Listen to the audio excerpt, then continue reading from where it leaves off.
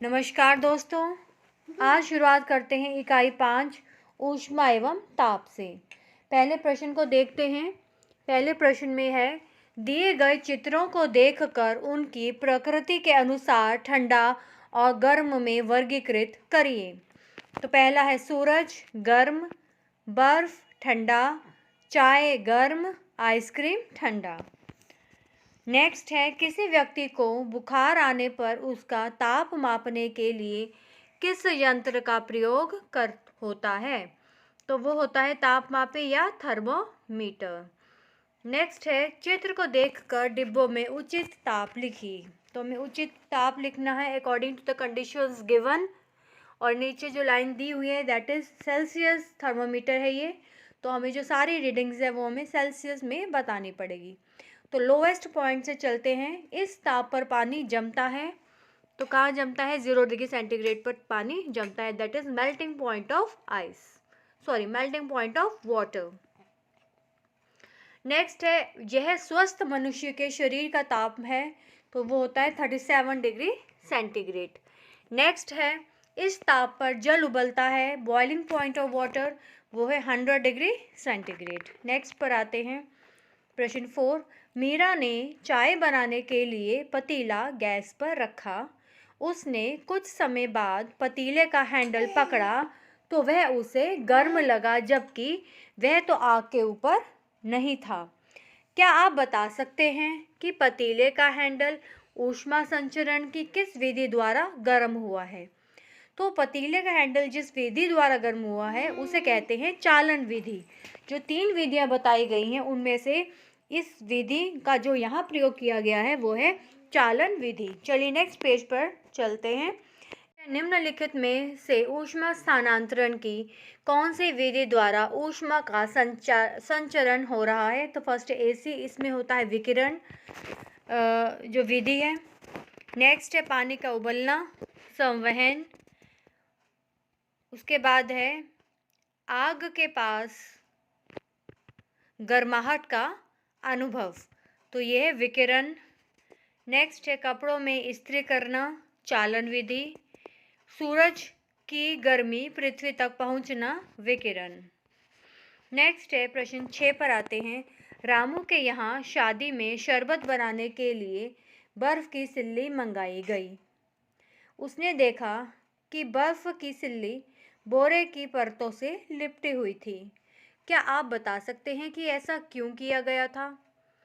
जी हाँ, बर्फ को जल्दी पिघलने से बचाने के लिए बर्फ की सिल्ली को बोरे की परतों में लपेटा गया था, क्योंकि इससे ऊष्मा का संचरण कम हो जाता है।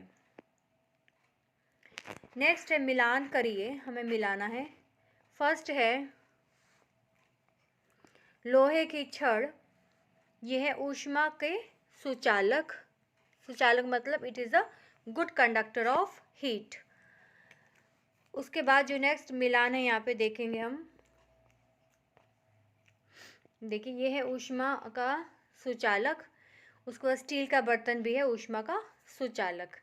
फिर ऊष्मा के कुचालक में आता है, ये देखिए ऊष्मा के कुचालक में आएगा ये ऊन, ग्लास, कांच का ग्लास, और लकड़ी, और नेक्स्ट यहाँ पर कागज़।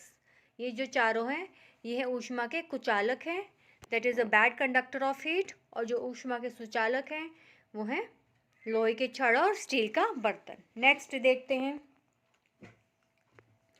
प्रश्न 8, ऊष्मीय ऊर्जा का मात्रक कैलोरी या जूल होता है और 1 calorie is equal to 4.18 joule होता है। तो नीचे दिए गए कैलोरी मानों को जूल में बदलिए। तो यहाँ पे नीचे गए जो कैलोरी की वैल्यूज़ हैं उनको हमें कन्वर्ट करना है जूल्स में, और यहाँ पे दिया गया है कि 1 कैलोरी जो बराबर होती है 4.18 जूल के बराबर होती है। तो हमें सिर्फ क्या करना है, जहाँ पे जो वैल्यूज़ दी हैं फर्स्ट में है 2 कैलोरी, इस 2 को हमें जूल में बदलने के लिए इसको 4.18 से मल्टीप्लाई करना पड़ेगा। जितनी भी वैल्यूज़ दी हैं उन सभी को 4.18 से जब हम मल्टीप्लाई करते हैं तो जो आंसर आएगा वो जूल में आ जाता है। तो फर्स्ट का आंसर है 8.36 जूल्स। नेक्स्ट का है ये देखिए, उसके बाद यहाँ पे देखिए फर्स्ट का है 8.36 जूल, उसको 10 को हमने मल्टीप्लाई किया 4.18 के साथ, तो ये आ जाता है 41.8 joules. 5 calorie, this again multiplied by 4.18, तो आएगा 20.9 जूल्स। और 8 कैलोरीज, इसको हम मल्टीप्लाई करेंगे 4.18 के साथ, तो यहाँ पर आंसर आ जाएगा 33.44। तो हमने इसको जूल में कन्वर्ट करके आंसर बता दिया है। नेक्स्ट है, दिए गए शब्दों में से सही शब्द छांटकर रिक्त स्थानों की पूर्ति कीजिए। तो यहाँ पे कुछ हमें ऊपर शब्द बताए गए हैं, हमें उनको नीचे फिल करना है। प्रयोगशाला में तापमापी पैमाना बनाने के लिए तापमापी की नली को बर्फ के टुकड़ों में रखते हैं। ठंडा होने पर पारा जहाँ ठहरता है उस बिंदु पर 0 डिग्री सेंटीग्रेड अंकित करते हैं, जिसे अधो बिंदु कहते हैं। इसके पश्चात नली को उबलते जल में रखते हैं। उस बिंदु पर 100 डिग्री सेंटीग्रेड अंकित करते हैं। इस बिंदु को ऊर्ध्व बिंदु कहते हैं। इन दोनों बिंदुओं के बीच की लंबाई को 100 बराबर भागों में बांट लेते हैं। इस प्रकार एक भाग का मान 1 डिग्री सेंटीग्रेड होगा।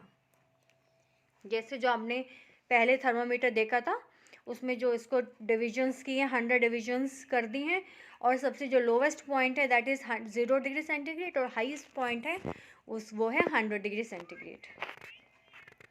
नेक्स्ट है, यदि सेल्सियस पैमाने पर ताप C तथा फ़ारेनहाइट पैमाने पर ताप F है, तो दिए गए सूत्र को पूरा कीजिए।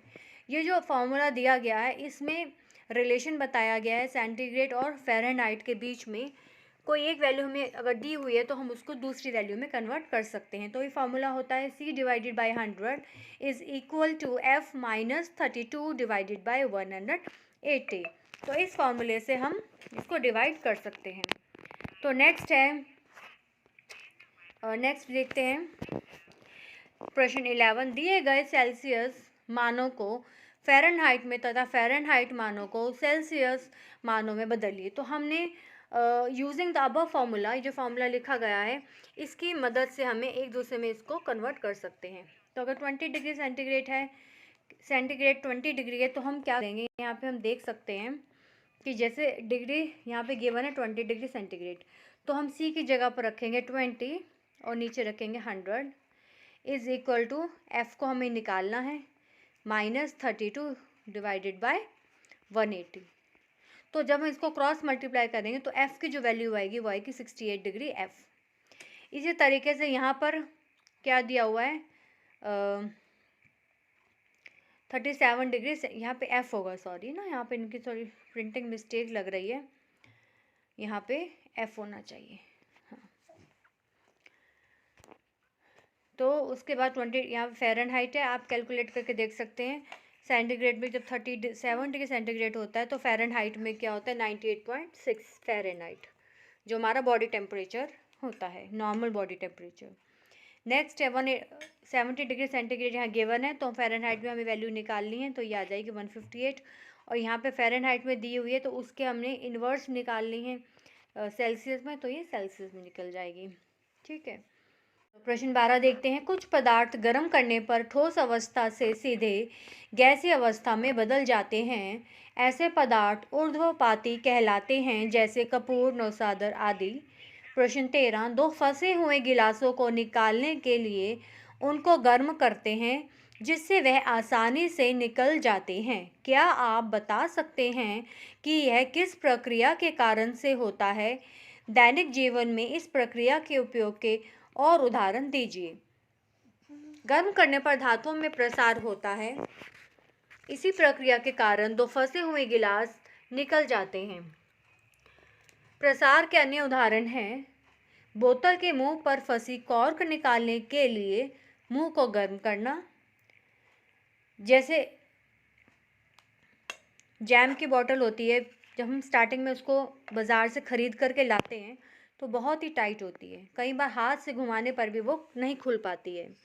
तो अगर हम उसको गर्म पानी में थोड़ा सा गर्म पानी कर लें और उसको उसके मुंह को ढक्कन की तरफ से उसको हम पानी में डिप करें तो वो इजीली खुल जाती है, आप करके देखिएगा।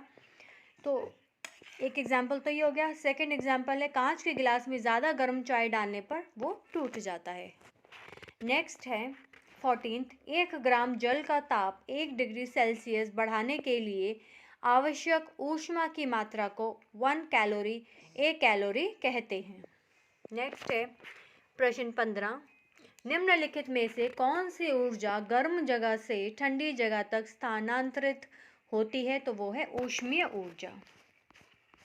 इसी के साथ हमारी ये इकाई यही खत्म होती है, समाप्त होती है। मिलते हैं नई इकाई और नए प्रश्नों के उत्तर के साथ।